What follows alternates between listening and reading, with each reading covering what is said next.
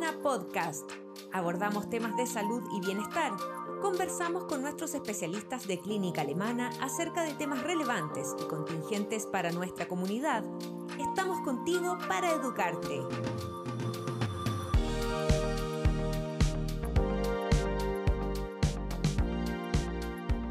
Bienvenidos a un nuevo Alemana Podcast. En esta ocasión conversaremos con el doctor Esteban Glasinovich, gastroenterólogo de Clínica Alemana, con quien hablaremos sobre el síndrome del colon irritable, los síntomas y la importancia de los alimentos. Bienvenido, doctor, y muchas gracias por estar hoy con nosotros.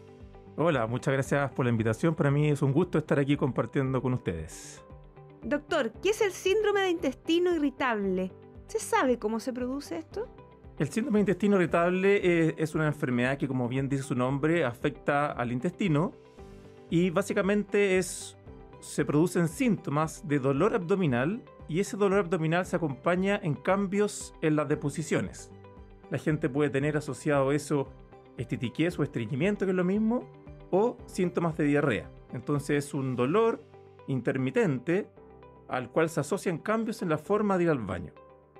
La verdad es que no se sabe exactamente bien cómo se produce, pero se sabe que hay una fluida interacción entre el cerebro y el intestino. Por eso se habla de patologías del eje intestino-cerebro. Es decir, lo que pasa en el cerebro influye en lo que pasa en el intestino. Por ejemplo, el estrés puede modular los síntomas digestivos y viceversa. Lo que pasa en el intestino puede influir en síntomas, por ejemplo, en producir ansiedad o incluso síntomas depresivos. Entonces, ¿es verdad que en el intestino tenemos como un segundo cerebro?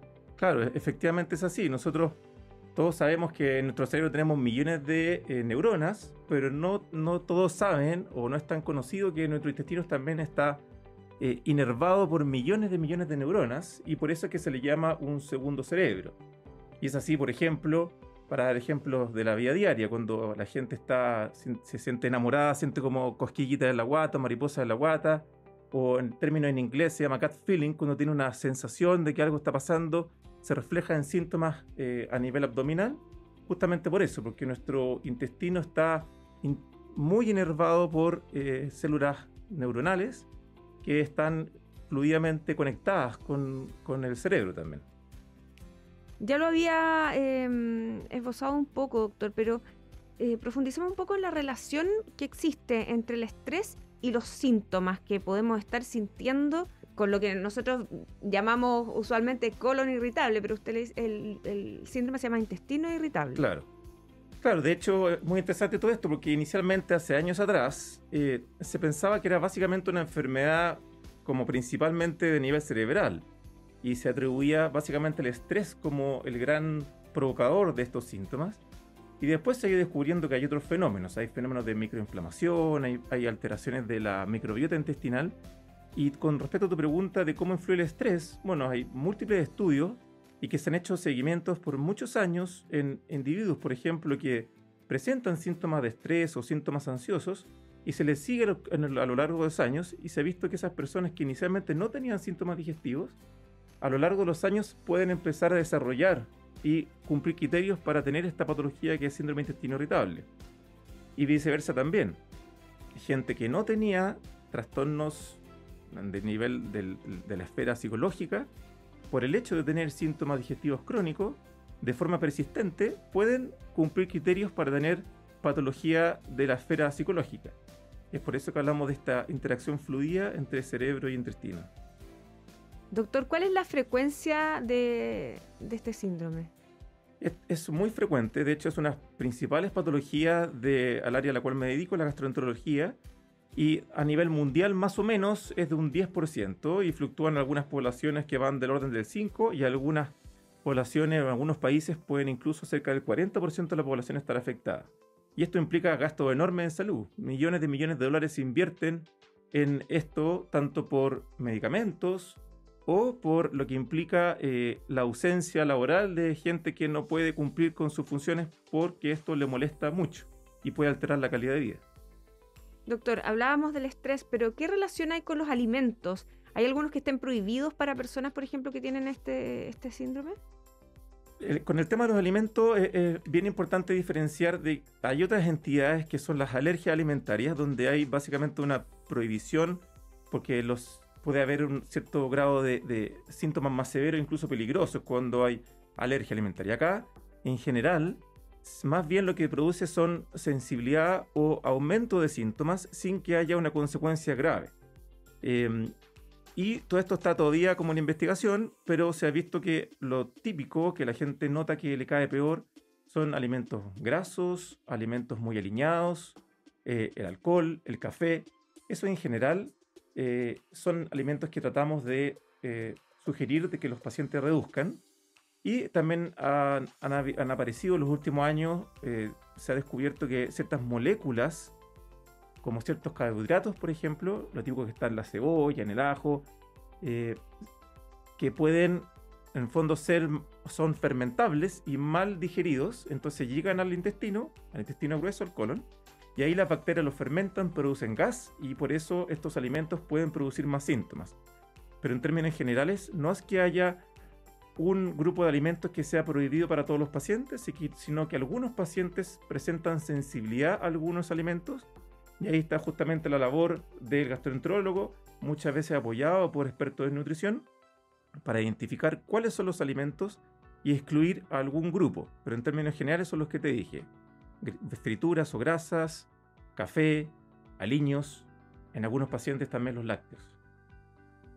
Y en este sentido, por ejemplo, una persona que está sometida a una situación de estrés y come algo de algunos de estos alimentos que son como más irritables, ¿podría esas dos cosas hacer como un match y producir una reacción? Claro, es por eso que es súper frecuente que hay gente que diga: no entiendo bien, hoy día comí un cierto alimento y no me provocó nada, y otro día comí lo mismo y me provocó muchos síntomas. Entonces, ahí está la combinación entre que el alimento en sí pueda tener ciertas moléculas que son difícilmente digeribles y producir, por ejemplo, más gas o retener más líquido en el intestino, y por otro lado está lo que se llama el fenómeno de hipersensibilidad. Es decir, que el intestino envía mayores señales al cerebro y, por ejemplo, si estamos frente a una situación de estrés, ese intestino o ese cerebro va a ser más propenso a percibir esa información que en otras ocasiones podría no haberlo percibido. Entonces, efectivamente, se puede producir como match entre el alimento y la forma de percibir las señales nerviosas que son enviadas desde el intestino. Doctor, y en cuanto a alimentación, ¿existen alimentos o suplementos que son recomendables, por ejemplo, también para proteger o para incluso prevenir estos como ataques de colon? Claro, se ha visto, por ejemplo, hay varios estudios con respecto a lo que se llama la fibra. ¿Ya? La fibra, ¿qué es lo que es la fibra? La fibra son carbohidratos que no son digeribles y que llegan al intestino o al colon. Y se ha visto que ciertos tipos de fibras pueden ser útiles en tratar síntomas de intestino irritable. Y algunos de lo que pasa en la dieta, sobre todo las dietas más bien occidentales, algunas personas se quedan cortas en lo que se llama el consumo de fibra. Y es por eso que se ha recomendado que tiene que haber al menos unas ciertas porciones de fibra consumidas al día, ojalá entre 20 y 30 gramos de fibra al día. Y eso se ha visto que puede ser beneficioso en cuanto a reducir síntomas. Y ahí también la importancia de ser guiado un poquito por profesionales de la salud, porque hay varios tipos de fibra y se ha visto que algunas fibras incluso pueden producir más molestias digestivas, más hinchazón.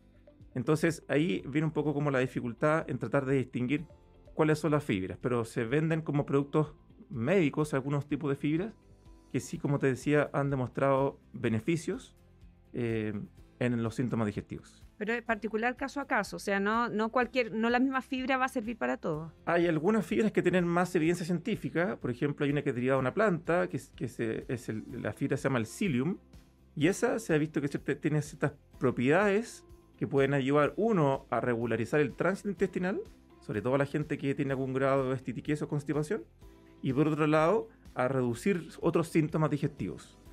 Pero es verdad, es más o menos caso a caso, pero como términos genéricos se ha visto que ciertos grupos de fibras son más útiles que otros, y aparte que es beneficioso para la salud en general consumir fibra, y es uno de los déficits de algunas personas que tienen bajo ingesta. Entonces tenemos que promover el aumento de fibras en la dieta. Doctor, ¿qué tratamientos existen para esta enfermedad? Esta es una enfermedad compleja en el sentido de que no hay un solo mecanismo, son varios los mecanismos. Entonces, por ende, hay varios tipos de tratamiento. Van desde modificaciones simples como cambios en el estilo de vida, en los cuales en general recomendamos aumento del ejercicio, aumento del consumo de agua, aumento, como recién decía, consumo de fibras. Y después de eso se van agregando ciertas intervenciones. Por ejemplo, con respecto a la dieta, lo que decía también con anterioridad, eliminar, sobre todo si el paciente tiene una dieta poco saludable, qué sé yo, con mucho consumo de fritura, de grasas y poca ingesta de fibra. En el fondo favorecemos revertir esa conducta. Después de eso, dependiendo del perfil del paciente, hay individuos que no les gusta mucho estar tomando medicamentos y prefieren intervenciones más naturales, por así decirlo, o mayores intervenciones dietéticas.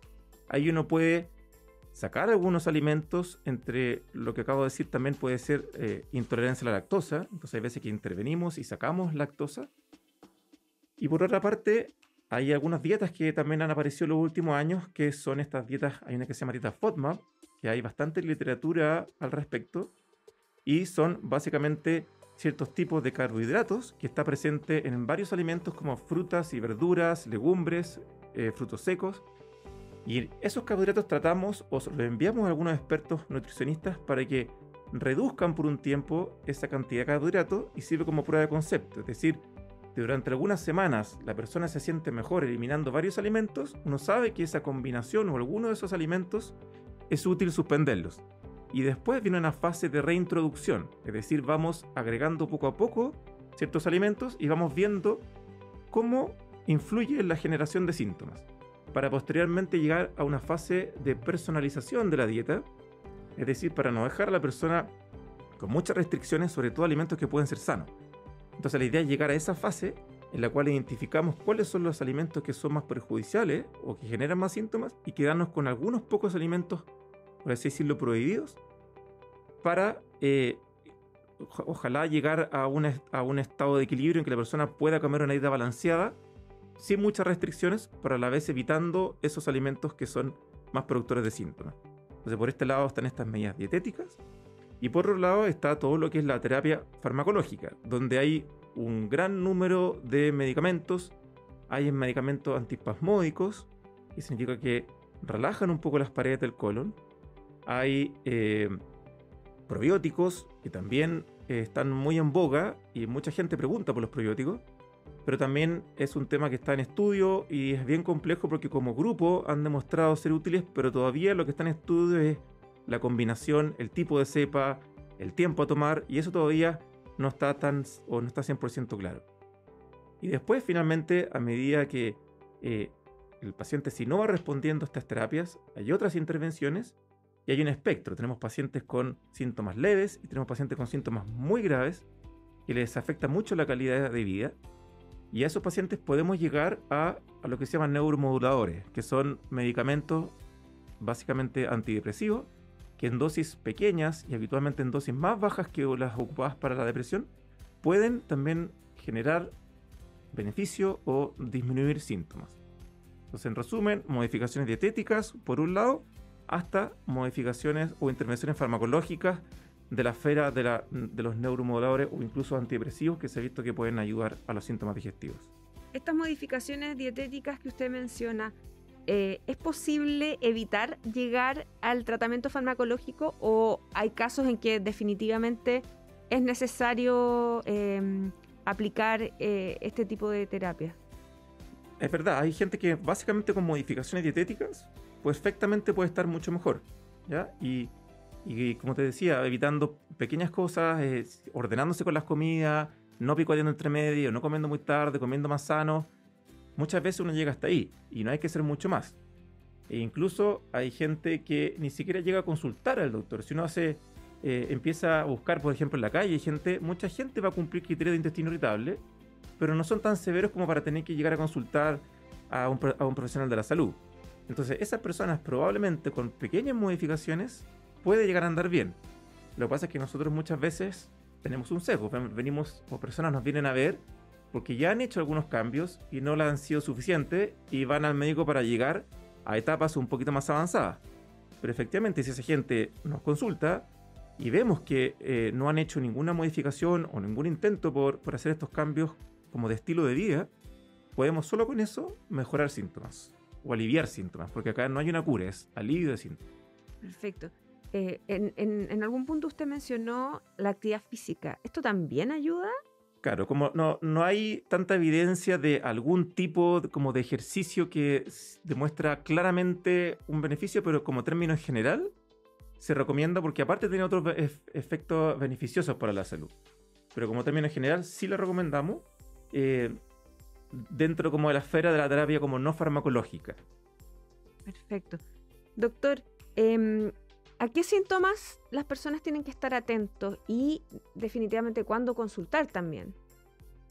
Nosotros siempre en medicina hablamos de lo que se llaman las banderas rojas. Entonces es muy importante, primero, identificar cuál es la situación típica en la cual se producen estos síntomas. Habitualmente son personas más o menos jóvenes.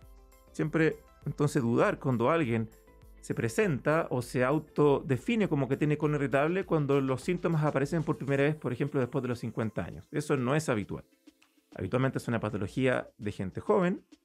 Entonces, prender las alarmas, por así decirlo, cuando alguien está consultando por un malestar abdominal que puede parecer inocuo, pero se está presentando por primera vez en la vida después de los 50 años. Eso es lo que llamamos una bandera roja. Si el paciente presenta sangrado digestivo que se puede manifestar, por ejemplo, por deposiciones negras de muy mal olor a través de las deposiciones, o que las deposiciones sean de esas características, que el dolor, por ejemplo, despierte en la mitad de la noche, que se asocia a baja de peso, que en algún examen general aparezcan alteraciones como anemia, que el paciente tenga un familiar de primer grado con algún cáncer digestivo, todos esos son síntomas o información que nos tiene que hacer estar muy atentos a que se sale del espectro o del cuadro típico de un intestino irritable y hay que hacer un estudio más en profundidad. Perfecto. ¿Y el síntoma común de un paciente tipo joven del que hablaba en un principio? ¿Qué es lo que va a sentir? ¿Cómo identificarlo? Y en el fondo, sin probar esas modificaciones, ¿cuándo consultarlo también? Claro, el síntoma típico de partida es un cuadro crónico. Jamás hay que pensar en un intestino irritable cuando alguien presenta un dolor abdominal agudo.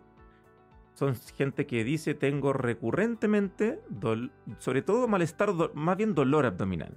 Dolor que habitualmente se localiza más bien difuso a nivel abdominal, pero muchas veces en la parte inferior del abdomen, bajo el ombligo. Pueden ser dolores tipo como retorcijones, y asociado a ese dolor, las personas relatan que tienen un cambio en la forma de ir al baño. Cuando están con estos episodios de dolor, habitualmente o se ponen más estíticos o estíticas, o les da algún grado de diarrea. Y hay gente que incluso fluctúa entre las dos. Hay gente que tiene periodos de estitiquez y fluctúa con periodos de diarrea. Y muchas veces hay otros síntomas asociados, como por ejemplo distensión abdominal o sensación de hinchazón abdominal. Todos esos son los síntomas habituales por los cuales alguien se puede pensar en que tiene intestino irritable. Y como lo decía anteriormente, debe consultar uno cuando estos síntomas le están afectando, le están molestando, le está doliendo recurrentemente el abdomen, le está afectando su calidad de vida. Y más aún, si aparece cualquiera de las banderas rojas que nosotros dijimos, con mayor razón tiene que rápidamente acudir a un profesional de la salud para investigar estos síntomas. Doctor, para terminar, un síndrome de intestino irritable mal tratado o no haber tomado en cuenta muchos de estos síntomas más agudos, ¿es posible que se desencadene alguna otra patología más grave? En general, o sea, no en general, sino que definitivamente no. Eso está bien estudiado y mucha gente tiene tu misma pregunta. ¿No tendría algún peligro de que esto pase a algo peor? Sí, esto está estudiado, se han estudiado poblaciones que tienen intestino irritable y se ha visto que tienen el mismo riesgo de desarrollar una patología más grave, por ejemplo un cáncer, que alguien que no tiene intestino irritable. Ahí la gran pregunta es, tengo que estar más o menos seguro que esa persona tiene intestino irritable y que esos síntomas que estaba teniendo no eran reflejo de alguna otra patología. Por eso que ante un síntoma crónico recurrente es mejor acercarse a un profesional de la salud para cerciorarnos de que esos síntomas sí son compatibles con el intestino irritable y no se me esté escapando alguna patología. Pero si efectivamente es un intestino irritable, esa persona no tiene mayor riesgo de tener otra enfermedad. Sería coincidencia, ¿no? Exactamente, sería coincidencia y probablemente lo puede pasar mal, pero también es importante nosotros tranquilizar a esas personas y decirle que no tienen mayor riesgo de tener enfermedades graves comparados con otros que no tienen intestino irritable. Perfecto, doctor. Muchas gracias por estar hoy con nosotros, por conversar este tema tan interesante y que afecta a tantas personas. ¿Algo que quiera decirle a quienes nos estén escuchando? No, es solamente que estén atentos a sus síntomas, conozcan sus síntomas, traten de hacer algunas modificaciones dietéticas y toda persona que no tiene un beneficio con esto, ojalá atenderse por un profesional de la salud para cerciorarse de que no haya otra patología. Ese es solamente el mensaje y agradecer la invitación. Muchas gracias, doctor. Por nuestra parte nos despedimos y les recordamos activar las notificaciones y compartir este contenido entre sus contactos, familiares o quienes crean que esta información pueda ser de su interés. Hasta una próxima ocasión y nos encontramos en un nuevo Alemana Podcast.